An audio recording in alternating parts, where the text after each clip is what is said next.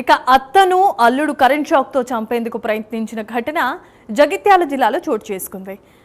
గాకిరెడ్డి మల్లారెడ్డికి పద్మతో 20 ఏళ్ల క్రితమే వివాహం జరిగింది. భార్యాభర్తల మధ్య తరచూ గొడవలు జరుగుతూ ఉండటంతో పిల్లలను తీసుకుని భార్య పద్మ పుట్టింటికి వెళ్లిపోయింది. అయితే ఎంత నచ్చజెప్పినా భార్యను కాపురానికి పంపించడం లేదని అత్త రాజవ్వను చంపేందుకు ప్రయత్నించాడు. మల్లారెడ్డి పథకాన్ని కూడా రచించాడు. అర్ధరాత్రి అత్త ఇంటి తలుపులకు విద్యుత్ అమర్చాడు.